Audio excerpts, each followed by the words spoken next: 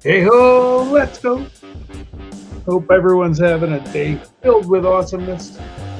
For our regular viewers, welcome back to the pit and hello to those who may be joining us for the very first time. This is episode 105 of Pugsley's Pit. No unwritten rules with a combined 70 years fantasy baseball experience. I am Sean Pugsley Martin. This is Mike Nelson here to talk some Major League Baseball with a fantasy baseball spin. You can follow the show on Twitter at Pugsley's Pit, taking the podcast on YouTube and Spotify. Remember to hit the like button and subscribe icon for the YouTube channel for future episodes. We are back after a 1 week respite.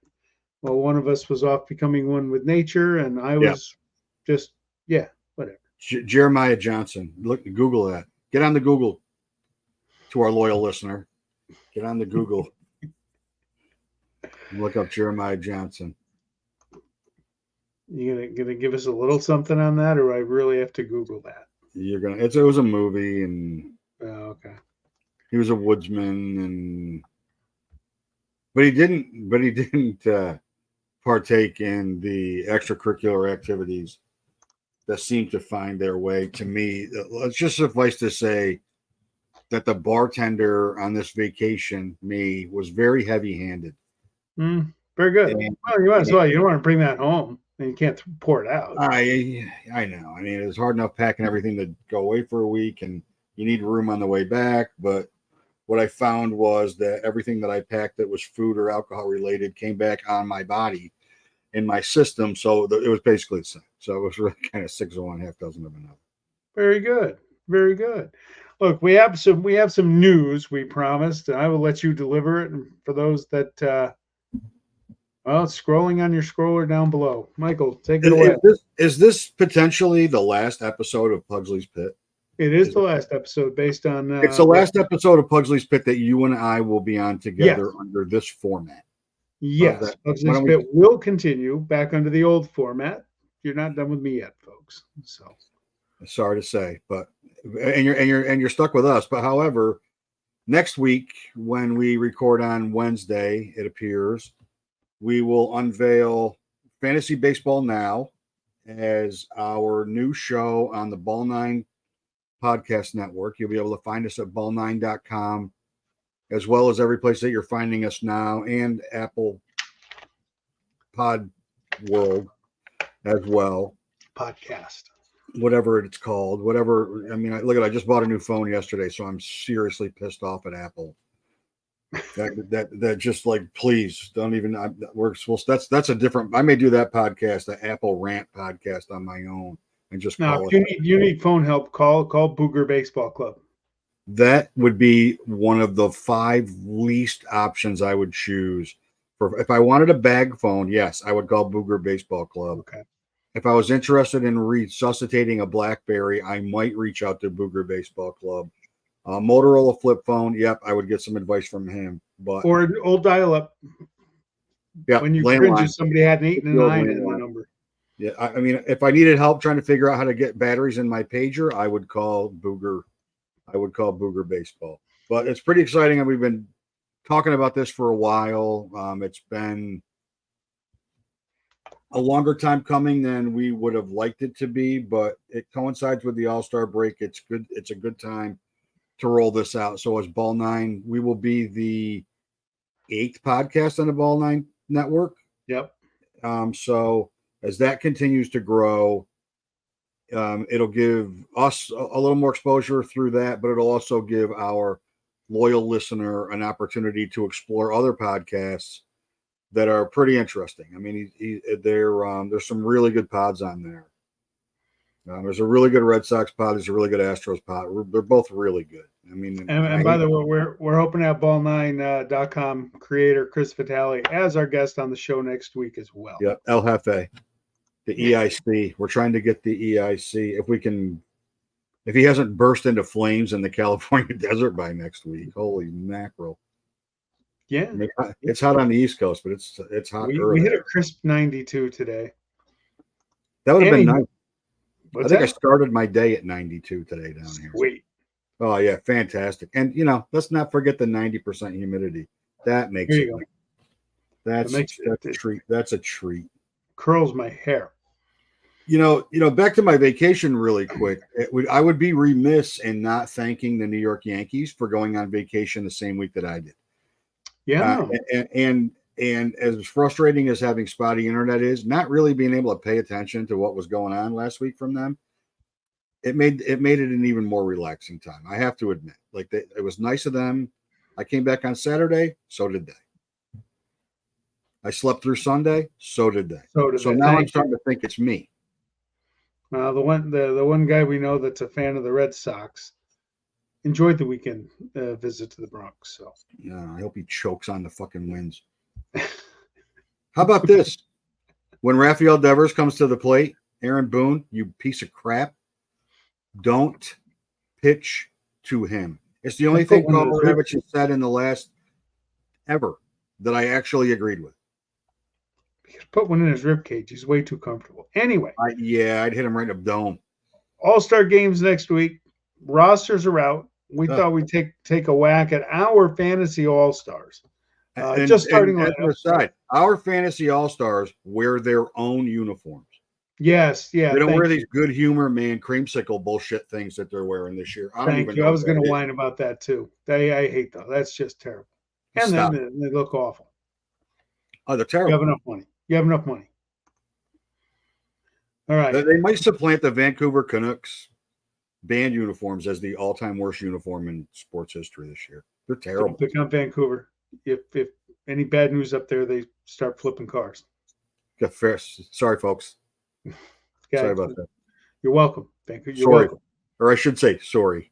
Sorry. Business owners in Vancouver, you're welcome. All right. You are going to take the National League. I am. Go for it. And this is fantasy All-Stars, not so much who we would put on the field next week in Texas, but fantasy All-Stars. Right. So catcher, I'd put William Contreras, who did make the team as a starter, and only slightly over Will Smith, but candidly, Will Smith has compiled a lot of stats in the last 10 days. So they're closer looking statistically at this moment than they were a week ago. But Contreras has been the class both from a roto and from a head-to-head standpoint at catcher in the National League the entire year. Bryce Harper at first base, very close with Freddie Freeman, but I'll take the 20 homers over the 13 every day. Yep. And despite the fact that Ketel Marte is going to make it as the starter and that he's got more home runs and RBIs than Bryce Terang, the 29 steals is very difficult to pass up. And steals rack up points in head-to-head, and they make a huge difference. And they're a category that's tough to get. So, and I know he's hurt, but I still got to go with Mookie at short. I mean, Dela Cruz, I get it. He had 2 more stolen bases tonight. He's also got 121 strikeouts, which is more than Joe DiMaggio had in like a 12-year period or something ridiculous like that. But too many, and head-to-head, too many days of negative points with the strikeouts. It's too much offset. And Betts, before he got hurt, was clearly the best shortstop. And C.J. Abrams has made a late surge at short. So right after I traded him. Of course. Outfield, Jerkson Profar. We've been talking about him all year. He hasn't calmed down. Good for him. I mean, it's nice to see somebody at that stage in their career having the year that they're having. And Christian Yelich, who came back and by all accounts looks like the MVP candidate, Christian Yelich, that everybody wants him to be. And then I went with Tatis Jr. with no disrespect to either Nimmo or Teoscar. And I guess if we were picking somebody from every team, it would have been Nimmo over Tatis. Yep. And then a DH, I mean, argue with yourself. I mean, I know Osuna's been great, but number one, I don't respect him as a human being. And number two, Ohtani, are you kidding me? The best thing to happen to my head-to-head team, Shohei's bail bonds, was that scandal because he fell to 5th in the draft to me, and he helped me. By the way, I should point out that you and I played head-to-head last week. It wasn't when you brought up negative points in head-to-head. Yeah, it was a smooth 90-point win. I'm on a 6-game. I'm also on a 6-game losing skid, and the manager got called into the GM's office today. So it's topsy-turvy. It's a topsy-turvy world we're living in here in Mudville. starting rotation. I mean, we're wrong about so many things. We're wrong about so many things on here. We hyped up Chris Sale before the season started. He's been nothing short of spectacular. He should start the All-Star game. Yeah, he's scheduled to go Sunday, but I don't think he's going to get it. They pushed him back tonight, which kind of irritated me. So he'll probably end up getting bumped from participating. Ranger Suarez has been outstanding, a little iffy lately. Zach Wheeler's been equally as good as Suarez. But Suarez, it seems like he's been better because it's such a surprise. Tyler Glasnow has been really, really good. Really good. Almost every start he's been really good. Yep. Oh, I skipped third base. I'll go back to that because we need to talk about that. And then I took Sonny Gray over Aaron Nola. So statistically, they're pretty comparable. Whip's almost identical. Gray's ERA is a little bit lower. Nola's got 10 wins. Gray's got 9. But surprisingly, Sonny Gray has more strikeouts than Aaron Nola. Wow. So I skipped third base. I don't know how I did that because he's become the darling of Philadelphia. I mean, Alec Boehm, what do you say? I'm a little surprised he's in the home run derby because he's not really a power guy, but man, he's been phenomenal. He's been the most consistent hitter in the Phillies lineup, and third base in the National League is not very good. So it's almost by default that he's the third baseman, but he earns it. He's really, really good. And then my closers, Helsley has been phenomenal for St. Louis, and it's unfortunate that they're in the race because he'd probably be a Yankee had they not been. And then Robert Suarez has been really good for San Diego, but Trevor McGill's been pretty good for Milwaukee. He's been great. And that was a really hard decision for me. Was between those two. And then Bednar being hurt doesn't help. Diaz being more interested in Tommy Trumpet than actually getting people out. That's a problem. Finnegan's been really, really good. He's been really good for. He has. He actually deserved. You could put him there and you'd be okay. Yeah, absolutely. So that is my National League roster. All right, let's go to the AL. Away we go. If you were starting a team in baseball, you could do a lot worse than starting with Adley Rutschman. He came in with big promise, and he's delivered. He's on a 284 average, on pace for 28 homers, 106 RBIs, 82 runs scored. He's the face of the Orioles, and to me, they're the best team in baseball right now. He's a clear-cut best catcher in the American League. First base was interesting because I wanted to go Guerrero. I moved on from it. Winning counts. Winning matters to me. Josh Naylor's having a huge year. He's already got a career-high 21 homers, which really shocked me when I saw that. 66 RBIs. The Guardians got a stranglehold on that division. The Royals, I think, are going to run at him a little bit. Give Stephen Vogt the manager of the year right now. Right now. A's legend. He deserves that. So second base, it pains me to say Altuve. It pained me even more to trade for him in my league, but he's been lights out. And as our good friends at 518 Bookkeeping say, numbers don't lie. 309. Don pace for 23 homers, 95 runs, 73 RBIs, and 23 steals, which I don't know, that might be an underrated part of his game, is his speed, even at his age, but it's there. Shortstop, this exercise was fun because Gunnar or Bobby Witt, right? I chose Gunnar. He's on pace for 48 homers, 109 RBIs, 136 runs, and 25 steals. Absolutely incredible. He's hitting near 300. As great as Bobby Witt is, I got to put Gunnar at shortstop. You just can't pass over those numbers. We'll get to Witt in a few minutes, though. Third base, Jose Ramirez. He's right there. He's in the MVP conversation. He's 31 years old. He's not slowing down a bit. Third ranked overall in CBS last time I checked. He's on pace 42 homers, 141 RBIs, 126 runs, and near 30 steals. Just another year for him. and his average has dropped 10 points in the last week or so. He didn't have a very good week last week, but he has just been a machine. And to me, the MVP right now would be him, Judge, and Gunnar Henderson, unless I'm forgetting somebody. Go to the outfield. Judge, I'm no Yankee fan, but boy, when this guy's healthy, he's fun to watch. Even when he strikes out, you gotta watch you bat. Yeah.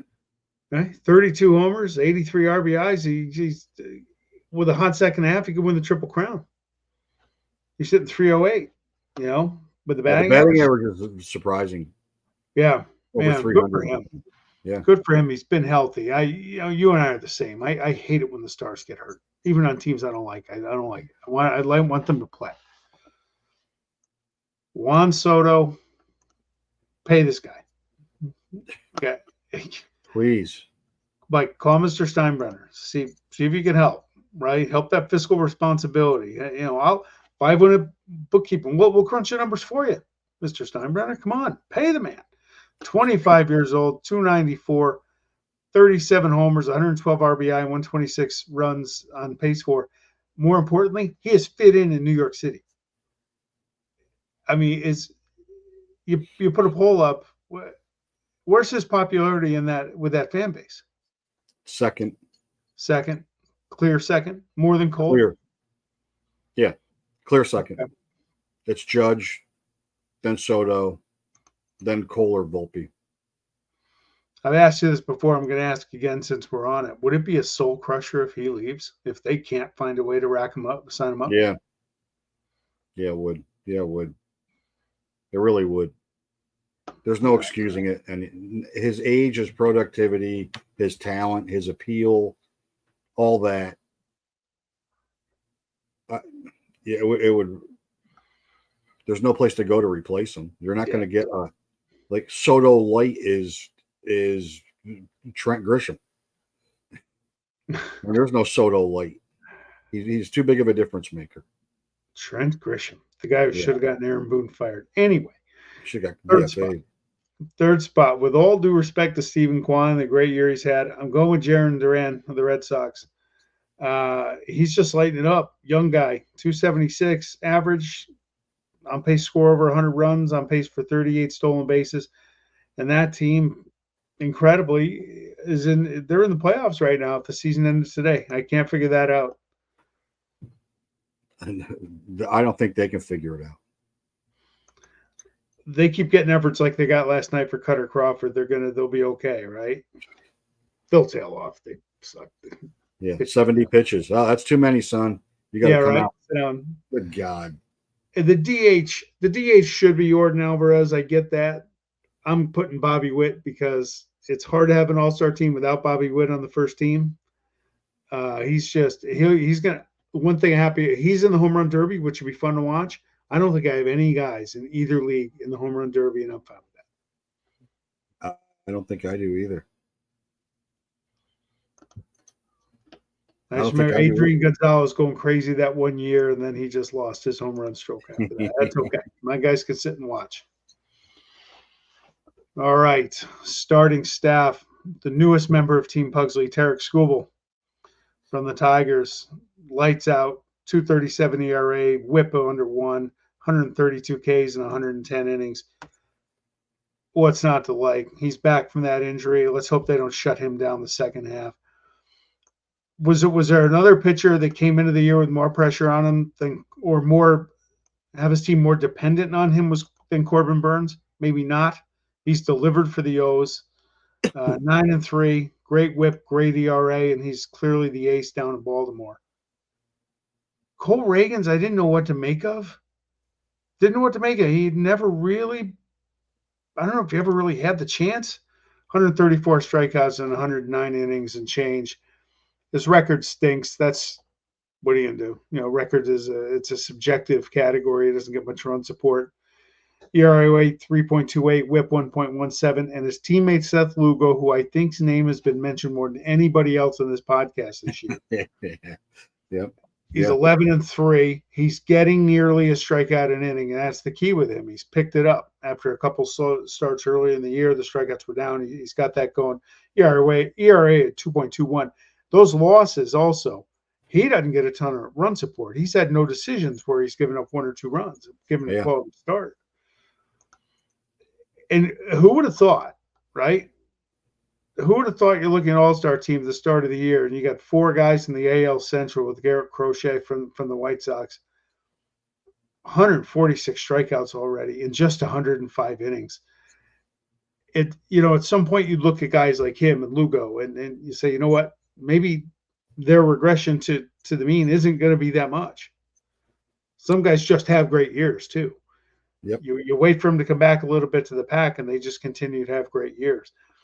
I expect him to get traded in a couple of weeks because the White Sox are the Oakland Athletics organization of the Midwest. So he'll command a hefty price. Relief pitcher, Mason Miller, he's on there because I'm an A's fan. I'm a big Mason Miller fan. He's slowed down a little bit, which means he's not striking out 2 out of every 3 guys. But 66 strikeouts in 37 2/3 innings, and he's just got electric stuff. And he's the guy I can't wait to watch next week. He's going to pitch, tell the story. He was a D3 pitcher with an ERA over 7, got on some meds for his diabetes and everything, and it got him healthy and it straightened him out and helped him straighten out. But he's just got incredible stuff. And Emmanuel Clase, what are you going to say? 27 saves, ERA of 0.64, whip of 0.85. He's obvious for the Guardians. Closer for the American League is not a very difficult exercise, or it's not a very easy exercise. Because, we've crapped on Craig Kimbrell a number of times. He didn't even make the team. That's a disgrace. Kenley Jansen's been really good for the surprising Red Sox. Oh, I heard all about that today. 18 out of 19, and what the hell is Clay Holmes doing on that team over Kenley Jansen? I'll give you one guess as to where what's Clay Holmes doing on that team over anybody, frankly. Yeah. The last 3 weeks, he's been not very good, to say the least. And there are more deserving players that should have been on that team. Before we get to the who's hot, who's not, we'll talk about the Yankees, because they were the best team in baseball for a long, long time, and they have just. They're not that anymore. No. Why? Is Aaron Boone being exposed as a bad manager? I thought Cashman should have been. Aaron Boone is a bad manager. Same with Aaron Boone looks great. Like, you and I could manage that team to the playoffs. They have enough talent to go to the playoffs. The starting pitching was scorching hot. Cole came back, and all the rest of those guys are like, okay, I don't need to pitch well anymore. Volpe has cooled off, so that changes the dynamic of the lineup. Stanton was having a really good year, and that put a hole in the middle of the lineup, but that's not the reason, right? That's not the reason. It's just they've got 2 consistent hitters in that lineup, and the rest of the lineup is kind of right? Ben Rice, a nice story, really nice story. Yep. He could be Wally Pipping Anthony Rizzo right out of first base job, and I'm okay with that. I'm not a. There was a reason the Cubs didn't re-sign Rizzo when they had a chance to 4 years ago, and there's a reason why it took him so long to be signed in the first place. And he's a great clubhouse guy. He's Italian. Blah blah blah blah blah blah blah blah. I don't give a shit about any of that. I want to win games. I want to win. If Rice gives him the best chance to win, Rice needs to play. DJ LeMahieu is now French for can't hit for shit. I don't know what happened to him. Glaber's a mess. They could trade him tomorrow, and it'd be the best thing for everybody. And I'm a big Glaber fan, but it would be the best thing for everybody. Like, Verdugo is what Verdugo is, and he's been he's the best defensive left fielder they've had in ages. Has he crossed home plate yet from that home run? He's just rounding third now. So he's had a pretty good year, but like too much Trent Grisham. Catching's not been great. Trevino's not, besides the fact that he can't throw anybody out, he's not hitting at all. So the lineup, it's surprising to me that Soto has the insane number of walks that he has, given how scorching hot Judge has been. But the way the lineup is, I wouldn't pitch to either of them right now. Yeah. Take their chances. Soto leadoff double last night and ended up stranded at third, and it wasn't even competitive to get a chance to get him home. So the lineup is not really hitting. They're not hitting well. Runners in scoring position right now. But more importantly for them, the starting pitching that was scorching hot is not any longer. Rodon's been very bad the last 3 starts. Heel hit a little bump, which is understandable for a rookie. Nestor's Nestor. Cole's been pretty good, but Cole's still kind of in late spring training mode, kind of similar to what we talked about with Gausman, and I mean Montgomery and Snell have not yet recovered from that. But Boone's a great manager when things are going well, but his answer for the Trent Grisham lackadaisical play in center field, it tells you everything you need to know. There's no level of accountability with Boone as manager. And he's probably only filling out 40% of the lineup. I get all that. I get that.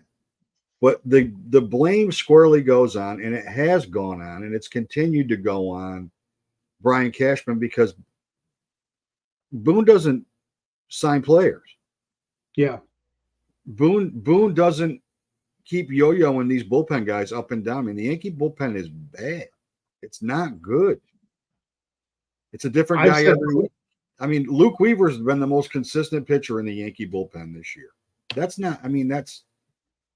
They trade for Caleb Ferguson. No, thanks. Rob Marinaccio was great. Now he can't get anybody out. I mean, they signed Mike Tonkin off he was DFA'd like 3 times in a month, and then he's in the Yankee. It's the New York Yankees. Like, what are we doing? So it always comes back to Cashman. It's always going to come back to Cashman, because they're always going to have enough talent, with the exception of last year, to be in a conversation about making it to the playoffs and then deep into the playoffs. But he hasn't put together a team that you're like, this is a World Series winning team in 15 years. That's all. In 15 years. That's all. Doesn't, only 15 years. I mean, the Texas Rangers won a World Series. It's just amazing that he is still employed. It's New York City. There's a certain amount of expectations in the Bronx, and that's to win a World Series every year. Fair or not, that's the job. Yeah, and he can't lean on the fact that he was GM when they won a World Series, because Gene Michael built those teams. He did. You're right. He had nothing to do with those teams. He inherited a job that was ready-made for somebody to look good, and the work had been done by somebody else. It's kind of similar to what might be going on in Boston right now, when they wanted to run Chaim Bloom out of town because he didn't know what the hell he was doing, and now all of a sudden all these young guys are coming up, and they're really good, especially in their lineup. They're really good. So the Red Sox overachieving a little bit certainly makes it more painful. And I mean, do they suck? No, I don't think they suck. Do I think they're good enough to hang around the Orioles? Yeah, they obviously are good enough to hang around the Orioles, but without some really serious upgrades in 2 or 3 key areas. And the injury thing, I don't want to hear it. Mm-hmm. They have injuries every single year. And Stanton's always a matter of time before he gets hurt. But there's never a plan B with this team. And there's not a plan B from the manager, and there's not a plan B from the front office. Alrighty. Well, maybe we should have put. At least as an A's fan, you know what I mean. True. At least as an A's, like if you're a White Sox fan right now, Lewis Robert might get traded, and he acted like he wanted to the other day. You know that Crochet's their hottest commodity. Eddie Fidel's is a hot commodity, and he's got another year of control. I mean, they've got these guys that they could totally restock and retool. But like even the Marlins, the hapless, useless Marlins, can make a decision on a guy like Tim Anderson and say, you know what, screw this. We don't need him. He's not doing anything for us. We don't need him. An empty house is better than a bad tenant. We don't need him. He's not producing anything. And to me, that's Trent Grisham. Like I think unfortunately, the injury that's probably hurt them the most in that regard is Jason Dominguez getting hurt while he was in AAA, or Grisham would have been DFA'd when they would have got rid of Grisham when they brought Dominguez up. Gotcha. I think that it would have made sense, because had Stanton stayed healthy, they had a problem. I love getting the Yankee fan riled up. Anyhow, Yeah, it doesn't take much. who's hot, who's not? As always, you may begin with your wisdom. Yeah, this is more of a coupled entry, right? So I'm going to start with Dansby Swanson, who, I mean, maybe stop paying so much attention to your wife's Olympic run as a soccer player and like actually hit. In his last 21, he's hitting 179, but he's only hitting 204 overall. He's done absolutely nothing. He was hurt. JP Crawford comes back off the DL. He's only 42% owned. And while it's hard to say he's made any kind of impact in a lineup that's hitting 217 overall, but at least he gave a little juice to the lineup and he steals some bases and they'll make a deal. And I would start Crawford over Swansby or Crawford over Swanson every day of the week. I wouldn't even think twice about it. I wouldn't cut Swanson because I still feel like there's more to him than we've seen so far this year. But I'd be pretty close to getting rid of him. I did cut him, so screw him. All right. I am going to go with Luis Garcia, second base for the Nationals. He's 58% owned in CBS. Last 21 days, hitting 303, 5 homers, 16 RBIs, 10 runs, added a couple of steals. And you know what's funny? When I started to put this together the other night, I had Julio Rodriguez in the knot. And then today, let me go see if I can find somebody else. And he got worse. Yeah. He got worse in the 6 days. So he got hurt. Look, you're not going to cut him. All right. No. You talk about kiss of death on this show. My pick for AL MVP. He's even a hard guy to bench, right? Sometimes do you take the emotion out or you say this is the week he's going to get it going. But his last 21 days, he's hitting a robust 147, 1 home run, and it was a solo one, and it accounts for his only RBI. Yeah. That's amazing for a guy that talented. That's that whole lineup. Yeah, and they're still going to win the West. Yeah, he's indicative of their entire lineup. It's crazy. Thank God they got an elite starting staff. Yeah, and a really good bullpen. Yeah. And they play in a division with a bunch of teams that can't get out of their own way. And one that doesn't want to. I have to throw that in because it's true. That is very true. And that team that doesn't want to win swept the hapless Angels. Thank you. Yeah. All right, go get them and cut them.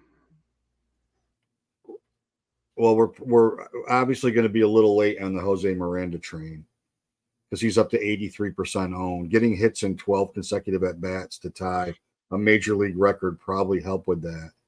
What makes him more appealing now is Royce Lewis, of course, is hurt again. So he's going to get almost all the starts at third base. It's funny because he had a really good year 2 years ago, and then he got sent down. And since he's come up, he's been nothing but great for them. I mean, he's been great. And then cut JJ Bleday, and we'll talk about this a little bit later. In his last 21, he's hitting 147 with a homer and 6 RBIs. I don't know how he made it into our league, period, because he's only got 6 homers and like 13 RBIs. So I don't know how he made it, period. But he was owned enough. He got hot. He got a lot of play. He got hot for 3 days, and then everybody ran out and picked him up because it happens all the time. Yep. But like, there's no point in cutting him. If Rooker gets traded, he's not going to get any better than he is or any worse than he is. He is what he is. So don't hope for him to be any better than he is. Not only pick up Miranda, if you're still one of the 17% that doesn't have him, get him in your lineup like ASAP. All right. Speaking of Oakland, like I had to call up the numbers for this because it just blows my mind. The A's number 1 draft pick last year, shortstop Jacob Wilson, son of former All-Star Jack. Yeah. 14% owned in CBS. If you're in a dynasty league, go get this kid. He's only hitting 461 through AA and AAA this year. They took 571 in the ACL 5 games. They call him up to AAA. He's got 4 homers, 11 RBIs in 15 games.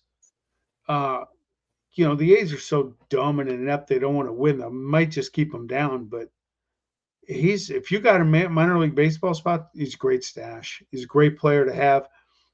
He may fly through that system if they will let him. Cole Irvin. He was serviceable in Oakland last week on the pit when I was on McGaw's. We're talking about the Yankees and the Orioles. We talked about Cole Irvin. I said, if he's your 4th or 5th starter, you might be able to live with him as a 5. But if he's your 4, it's got to bug you a little bit. He's in the bullpen now, 10.22 ERA in his last 12 and a third innings, and they sat him down. He's one of those crafty left-handed pitchers, right? He may give them a big start or 2 down the stretch if they need him. He's capable of that, but now put him on your watch list. He's not worth your time. I think we mentioned him in the preview of the Orioles as a sneaky contributor to their pitching staff. And with the injuries with all the injuries they've had in their staff, which is unbelievable, they even needed him more, and he came up crazy small for them. He did, and he's on a bad stretch, bad enough that they're going to bench him. So, if you got Cole Irvin, you got the wrong Irvin.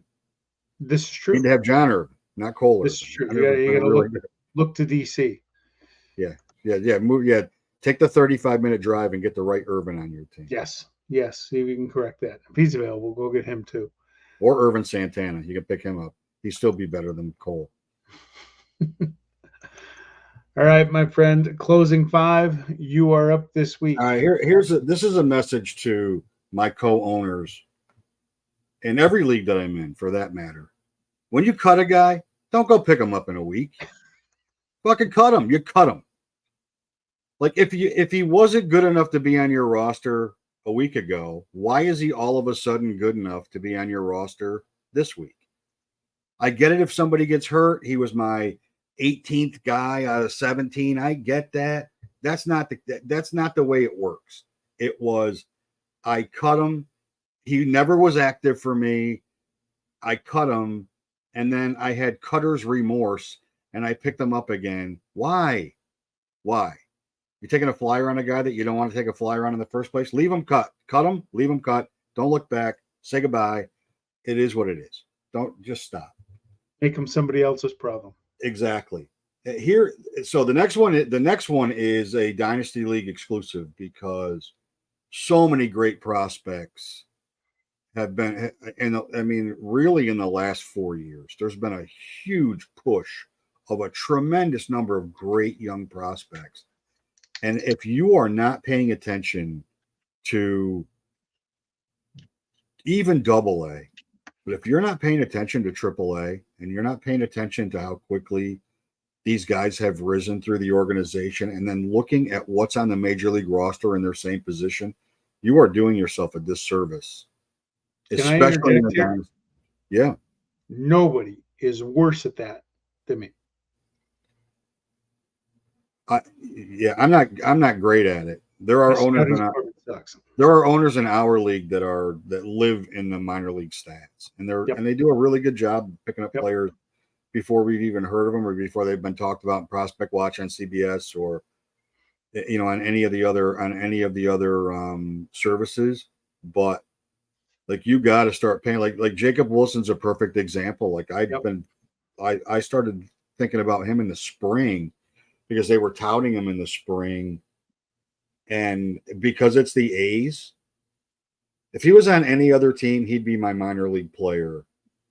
I used my minor league player on Paul Skeens, and I think that worked out pretty well for me. Yeah. But like, and in the other league, I got Jason Dominguez as my minor league player. So, I'm all right for right now there. But like, even if you have a bench spot, as these guys start to get closer and closer and closer, you better beat somebody to them. Yep. Because not only are they coming up, with the exception of Jackson Holiday, they're almost always producing when they come up. There's some crazy talent. Next is all right. I love a good walk-up song. Bob challenged us to have walk-up songs. When a player has his first major league at bat and he gets introduced by Michael Buffer as his walk-up song, I think we might have gone a little bit too far. I think we might have gone just a tiny bit too far with what the walk-up songs are. Like, I can't remember what Bryson Stotts is in Philadelphia, but like the whole stadium sings it when he's up, and it's fun. It's fun, right? But it's getting a little out of control, just a little bit out of control of the walk-up song. As we get into trade season, and we had mentioned both Jazz Chisholm and Brent Rooker earlier, it's a time to sell high on players on your roster that are rumored to be in trades, especially relievers.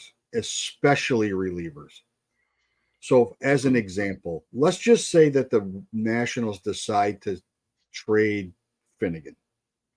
Keep him a closer. I need him. They're not going to. I know. Right? He's going to get traded unless he goes to the Royals or somebody that desperately needs a closer. Tanner Scott, another one. He's not going to be a closer someplace else. He might get some saves, but these guys are going to become setup guys on other teams. It happens every single year. It happens every year. And you also have to look at if they're getting a lot of at-bats and they're going for a team that needs overall help, and they may waver back and forth between getting some field at bats and some DH at bats, and now they're a 2/3 player instead of a full-time player. Those are guys to absolutely pay attention to. On the flip side, guy like Lewis Robert, who we mentioned earlier, if you're going to trade for him, you're going to have to pay for him, because if he's rumored to be traded, he's going someplace good. And all of a sudden he might be interested, and Eloy Jimenez will be the same thing. They might all of a sudden become interested in playing baseball again, and they're too talented to not overpay for. But if you're going to, guys that are in a trade rumor world right now, if you're going to trade them, pay attention to it, and you can sell high, and you can help your team a lot. You brought up, before we go to the next one, you brought up Rooker. I have him. I'm not going to play him this week. I'm assuming, I'm reading Schwarber's back tomorrow. And so they're both DH only in our league. You have to have 20 games. But Rooker being mentioned going to Philly, I'm holding on to him. He needs to wear a glove 6 more times to get eligible in our league. He will there. He will there for sure. Yep. It'll be done the first week. The Kyle Schwarber with a glove experiment lasted 6 innings in Philadelphia. That will not be happening again. Just don't do it. Just let him hit. Unless they put Harper back in the outfield, and it doesn't sound like they're going to do that under any circumstances. So the last one is we all are guilty of this. We all want to win every trade that we make. We all want to feel like we won the trade. Instead of looking at the trade and saying, I'm going to make a trade that's going to help my team. And if I'm in a dynasty league or a team that trades draft picks, not only may it help my team right now, but it could also help me in the long term, depending on where you are. But sometimes you make a trade where it looks like on paper you got destroyed and you actually won the trade. So not to go back to Bob, because the reason we brought him on was because he made a gigantic early season trade, and that trade's been a disaster for him. What was the trade? Do you remember? He traded because he wanted Luis Castillo, and Luis Castillo's been bad. Yeah. Luis Castillo's been the worst starter in Seattle, which is shocking, right? Shocking. And it has not worked out for him. It hasn't helped him one bit. Like, he needed pitching, and actually Lopez has been better, and I wouldn't have guessed that in that trade. But if you go into trades approaching the trade like you have to win the trade, as opposed to I have to look at it like I'm fixing my team trade, you miss a lot of opportunities to make trades. Make your team better. Sometimes you got to Sometimes spend you got to money. let somebody else's team be better to do it. But Sure. what they're getting might be a position of great strength for you, and what you need is not what you're trading away. You may have excess. So our trade's a great example, right? Sean mentioned that Tariq Skubal is his latest member of Team Pugsley. But like, I'm loaded with pitching. And I also have to give consideration to I can only save 5 guys, and I have 5 starters I could potentially save. Like if Snell's anything in the second half, when he comes back this week, if he's anything, Hunter Green's been lights out, Garrett Cole's an automatic, Paul Skeens is an automatic, and Skubal, I'm not saving 5 pitchers. I can't. I'm in the same boat. I've traded a couple draft picks already, but forget my hitters for a second. I have Sale, Nola, Skubal, and Logan Webb, who I saved this year because he eats innings. He's doing it again. Yeah, I know. There's 3 guys I could deal, and I got Olsen, Altuve, Ramirez, Schwarber right on the offense. Right, and if you're starting to contend, that's a problem for next year. That's an off-season problem. I got 8 guys to save. I had that problem last year. I had 8 guys I could save, and some of them got dealt in the offseason for less value than they probably should have been. But at the end of the day, we're still at a point in the season where it's about now. It's about now. And unless you're like probably a third of the teams in every fantasy league that there is out there, no matter what the format, where you're out of it and there's no coming back. Yep. Then, it's still early. I mean, you see, if Jose Ramirez can lose 10 points off his batting average in a week, it's still early in the season. Yes. In August, it takes a lot longer to drop your batting average 10 points than it does in the first week of July. Sure. All right. You feel better? No, I'm not. I mean, the Yankees are off today. Why? Like, why? I'll tell you why. They ran out of baseballs after trying to pitch to Devers.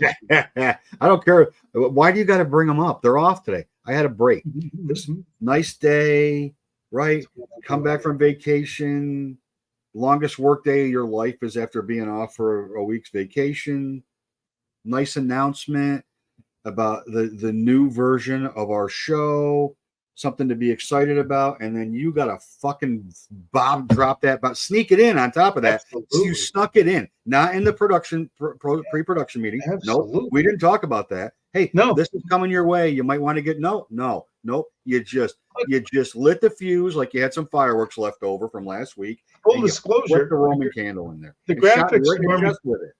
graphics department came up with that. Why did the Yankees suddenly suck on the fly? That wasn't even in my notes to go there, but we were doing pretty good on time. And you ad-libbed? We didn't want to talk about. I completely. And you ad-libbed at my expense. I'm proud of you. Yes, because I would do the same thing. So I do appreciate an opportunity to get you riled up, as you are well aware.